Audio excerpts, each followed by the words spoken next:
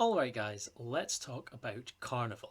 This video will be free of plot-specific spoilers, although I will assume that you've read the book's teaser text. Carnival is the sixth Firefly novel published by Titan Books, and it's the first one to be written by Una McCormack.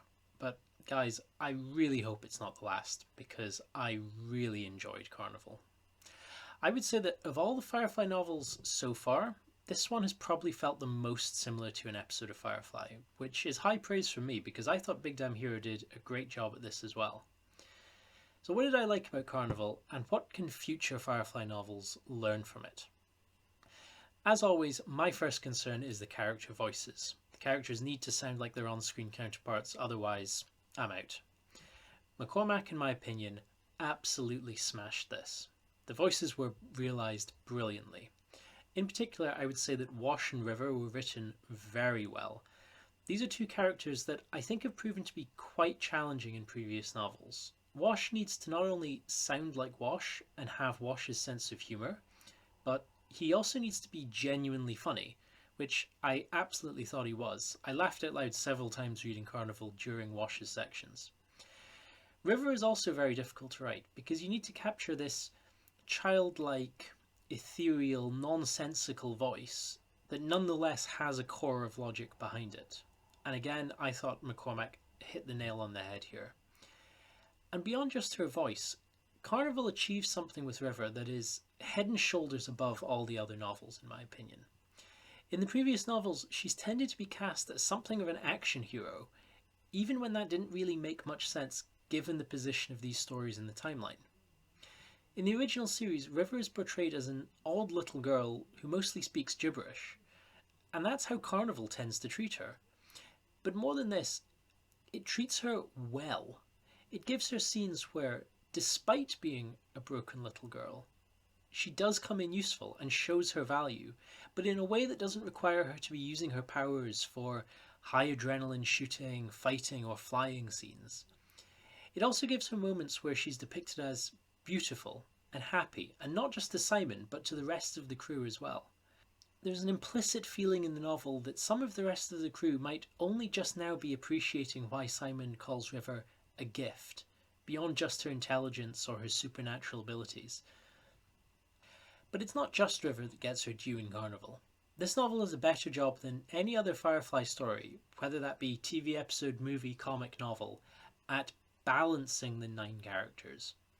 Usually Firefly stories tend to be something like Mal is the main character and he shares the spotlight with one of the other characters while the rest are supporting cast. Not Carnival. This novel doesn't really feel like it has a main character or that any character doesn't get their due. The novel gives all the 9 characters a chance to shine, and that's an impressive feat which none of the previous novels have pulled off. Another impressive feat that this novel achieves is its lack of continuity errors.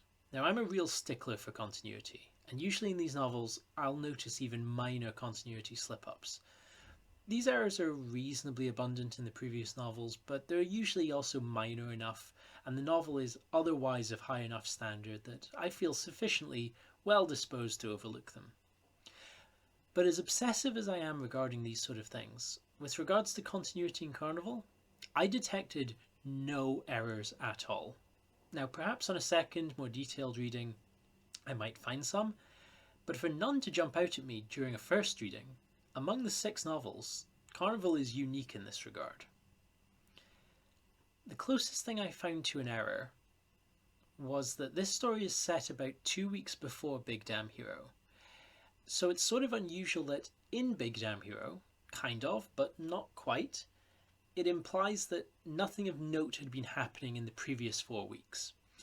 But honestly, this isn't the fault of Carnival. This is a problem with Big Damn Hero being greedy with the timeline. These novels shouldn't presume to fill in the gaps outside of their own events for exactly this reason. What if somebody else later wants to write a story in a gap that you've decided to offhandedly state was unremarkable? Why impede the needs of future writers by doing this? Strictly though, I don't think this is really entirely an error at all. I think there's enough leeway in the text to allow for both stories to coexist without contradiction. So, while I was very happy and impressed by Carnival, I have a handful of criticisms. None of these things ruined my enjoyment of the novel, but I think they're worth discussing. Probably the biggest criticism one could direct toward Carnival is that it's overly reliant on coincidence. Different characters bump into the plot entirely independently in at least 3 different ways. If this were set in a small village where there's not really anything else going on, maybe you can expect this level of interconnectivity and inevitability. But this story is set in a big city, so it sort of feels like wherever our characters decide to go, for whatever reason, the plot's going to find them there. This reliance on coincidence is, in general, I feel, something that ought to be avoided where possible in fiction. Although I said the character voices are really good in this novel, the weakest is Shepherd Book's.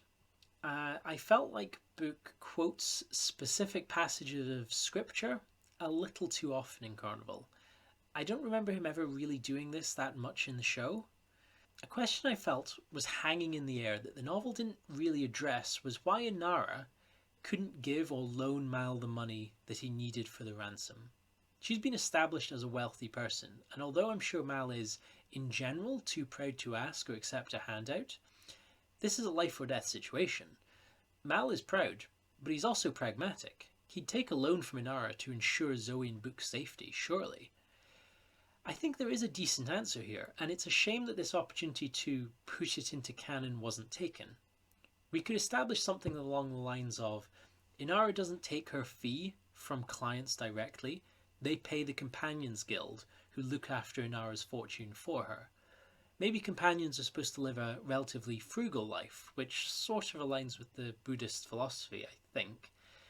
And while practicing, companions should be more dedicated to their craft, their art, than to accumulating material wealth. Companions should be in the profession for the status and the service. It's more like a calling than it is a way to get rich. As a result, Inara doesn't really have immediate access to loads of cash whenever she needs it. Perhaps the guild just pays out a small stipend for living and business expenses, while the bulk of Inara's wealth is inaccessible to her until she retires. Inara being inordinately wealthy when a lot of Firefly's plots revolve around the crew not having much money is sort of a lingering problem, and one which could present over and over again. This would have been a good occasion to offer a firm explanation as to why Inara can't just bail them out of financial trouble all the time. Alas. Similarly, the Lassiter wasn't mentioned even in passing. This story is set 2 weeks after The Message, in which we know Mal still has the Lassiter. So either he's sold it since then and spent all the cash, or he's still got it and doesn't think that it could be used to get the money for the ransom or traded for the captives itself. Either way, it feels like an elephant in the room to me, and it should have been addressed one way or the other.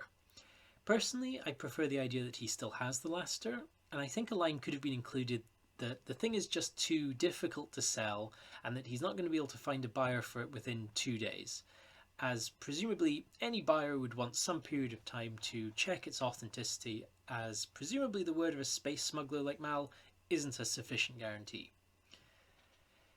So my overall verdict.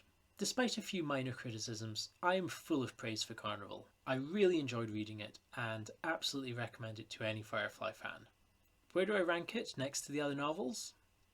I've put a lot of thought into this, and I may well change my mind in the future, but at the moment I'm putting Carnival second to The Ghost Machine. I do think that Carnival will probably be the most popular novel in general, but I feel like The Ghost Machine still deserves the top spot for having and fulfilling a greater ambition than Carnival. While Carnival is probably the most enjoyable read, it doesn't really add very much to the larger story. This isn't necessarily a bad thing. Generations and Life Signs, after all, were too ambitious and ended up detracting from the larger story. Anyway, the 7th book in the series, What Makes Us Mighty, is due to be released in June, and I'm super looking forward to that.